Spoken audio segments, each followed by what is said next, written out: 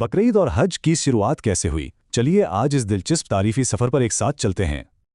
इन अजीम रसूमात की असल कहानी जानने के लिए हज़रत इब्राहीम का वाक़या समझना बहुत ज़रूरी है। हैरत की बात यह है कि हज़रत इस्माइल की पैदाइश के वक्त हज़रत इब्राहीम की उम्र 84 साल थी। फिर एक कड़ा इम्तिहान आया। हुक्म हुआ कि बीवी हाजरा और नन्हे बेटे को वीरान वादी में छोड़ आएं। बीबी हाजरा ने 9 किलोमीटर तक ऊंट का पीछा किया और पूछा कि क्या ये अल्लाह का हुक्म है। जवाब हाँ मिलने पर इनका सब्र बेमिसाल था। उन्होंने फौरन कहा, रब हमारी हिफाजत करे।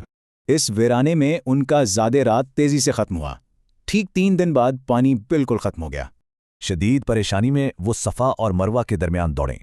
मक्का में सई की रस्म यहीं से शुरू हुई। थक कर गिरने के बाद एक मौजिज़ा हुआ। नन्हे इस्माइल के एड़ियों के पास से चश्मा ज़मज़म उबलने लगा। इस मोजिज़ाती पानी की बदौलत वो सुनसान सहरा देखते ही देखते एक आबाद और खुशहाल बस्ती में बदल गया। वक्त गुजरता गया।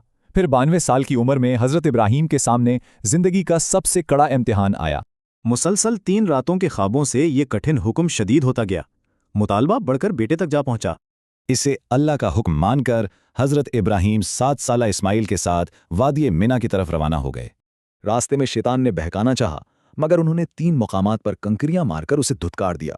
हज में जमरात के इन तीनों सतूनों पर कंकरियां मारने की रस्म दरअसल इसी अजीम सुन्नत की याद है। कुर्बानी का सुनकर इस्माइल घबराए नहीं। उनका जवाब बहादुरी और मुकम्मल इताअत की आला मिसाल है। इस्माइल की ये दिल खराश इल्तिजाएं इसलिए थीं ताकि कुर्बानी आसानी से हो और वालदा को सब्र आए। फिर जज्बाती लम्हा आया। इब्राहीम ने गर्दन पर छुरी रखी, लेकिन मौजिज़ाती तौर पर उसने कुछ न काटा। फ़ौरन एक जन्नती मेंढा भेजा गया और तकबीर गूंजी। यहीं से तकबीर और कुर्बानी की अजीम रिवायत कायम हुई। इन्हीं कठिन आजमाइशों और कुर्बानियों ने इन मुक़द्दस रिवायात को जन्म दिया जो आज पूरी दुनिया मनाती है।